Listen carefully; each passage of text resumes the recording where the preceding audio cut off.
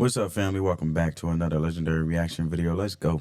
While you're there in Boston, you play alongside the Bird, Larry. What was most memorable stories with Larry that you can tell us about? Because we all know how notorious of a shit talker he was. Yeah, that was it. I mean, how much shit he talked, right? Because I thought when I first got there, and having grown up on the West Coast and always pulled against the Celtics when they were, I felt like he just strategically talked trash when he needed to talk trash. You feel me? To the point where you might be thinking as a player, defending Larry Bird, oh, how can I angle this guy, right? And then he said one thing that just throw your whole mind off like this. I'm like, what did you just say? And then now my man is renting real estate in your head, throwing you off your game, while he know what he's doing because he's focused on the whole goal and the whole strategic way of why he went about something, the way he went about it.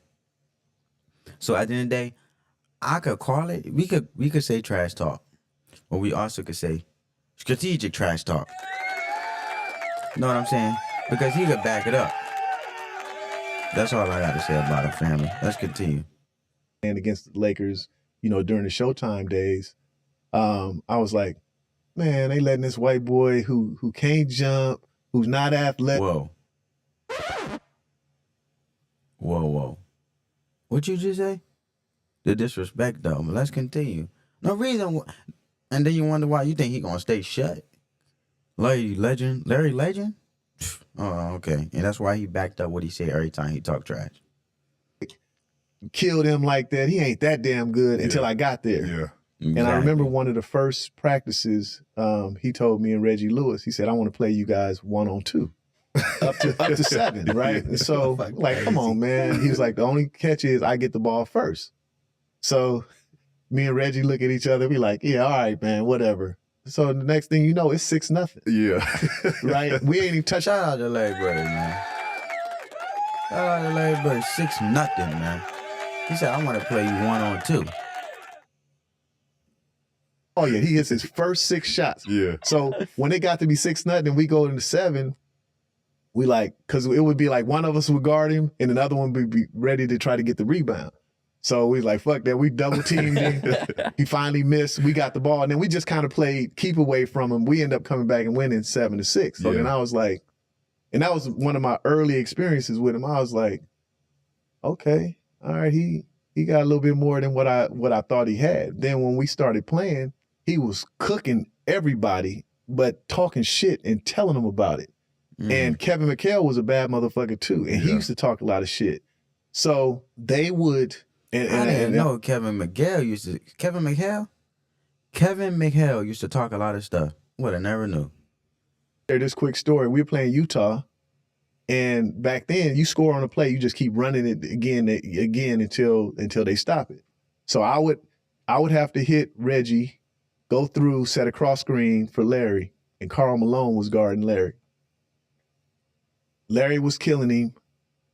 Kevin McHale was locking Karl Malone up on the other end. And Larry was talking about, yeah, we two bad white boys, ain't we? So I remember going across, setting the screen on Karl the first time. Larry came off, caught it, scored. As we were running back down the court, Karl Malone said, young fella, you set a screen on me again like that, I'm going to knock your head off your shoulders. The whole time I'm running down court, I'm like, damn, is he really going to do this shit? And I know we're about to run the play again, right? Because we just scored on him. So I hit Reggie again. I go across to set the pick, and I'm standing in the middle of the lane. Larry cuts off, and I see Karl rear his forearm back like this, so I'm standing in. I'm like, is this motherfucker really gonna try to do it? And then he came through, and at the last second, I jumped out the way, and I was like, damn, he really? Yeah. And he was gonna take it out on me because Larry was busting his ass. And that's bad, man. That's bad, bro. That's crazy. Taking it out on him, man. It be like that, though. Your teammates get so frustrated and they be in heat of the moment that they call themselves taking out on you. But at the end of the day, I don't like that, bro. You need to be taking... I'm not the opposition, you feel me? They the opposition. You need to be taking out on them. Don't take it out on me because I'm the closest near you and you know I got to play next to you. And I can't do nothing about it because we a teammate. We teammates, and there's rules to this game. You feel me? You know, busting his ass and talking shit. But you know, that story and the last one that stuck out with me as a rookie, we were staying at the Howard Johnson's Motel by Fenway Park. And Larry came and got all the rookies that were trying out for the team and took us to dinner. And so we're sitting at dinner. We can't believe like Larry Bird is actually taking us out. And we said, hey, you know, where is it that we can go out down here in Boston tonight? He said, go to the Ramrod. It's a club right across the street from the motel. Ramrod. Yeah. So the name right there, right, the Ramrod, I'm like, that don't sound right, right? Sound a little fishy. So we get back, you know, we wait until it gets a little bit later and shit, come out the motel, and across the street is the club, the Ramrod. So we come out and look, and it's a long ass line waiting to get in. So we walk across the street. It's dark out. It's all dudes in black. Oh man, hold on. Let's continue. Don't tell me, is this us? And motorcycles and shit, but all not one single woman. Yeah. So we like, and the club is called the Ramrod. So we was like, oh, okay. He was trying to do us dirty. So when we got to practice the next day in training camp, he was cracking up, you know. But that's where he sent it. So he had a great sense of humor. He talked a lot of shit, but a great teammate as a young player to come up and, you know, learn under and teach you the right way to do things. Mm-hmm.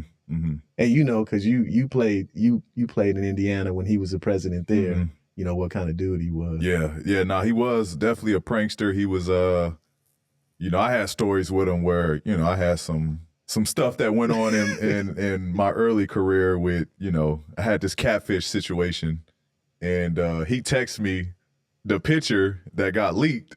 And it was just funny, him being, you know, the president and the relationship that we had. But that was him, man. He was just a prankster, and you know, he would have his days. I will say that. Some days, you know, not to fuck with Larry. But then, you know, for the most part, he was, you know, he was pretty cool and chill. We've heard the rumors that Larry would actually be offended if another white guy would be guarding him. Was that true? And do you have any stories of him kind of complaining about that? That's definitely true. He definitely took it as an insult if you put a white dude on him. And yeah, that's crazy. One example that I can remember, we were playing Phoenix Suns. I think Cotton Fitzsimmons was their head coach, and they had a pretty good player, white dude named Tom Chambers.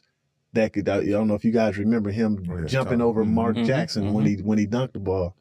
And Tom Chambers was guarding him, and Larry caught the ball in front of their bench. And like just turned around and just had a full-on conversation with Cotton Fitzsimmons and they coaching staff. Y'all really gonna try to disrespect me like this? I know the players was like, wait, what up, man? We put someone to defend you that we think is good to defend you. So the things that I know, it was all crickets. Nobody said nothing. They're like, whoa, did this guy really just say that? Like insult? Like what the heck is he talking about here? Gonna put this white dude on me to think that he could guard me, and then just turn around and just shot a jumper in his face and just went down court, you know, shaking his head.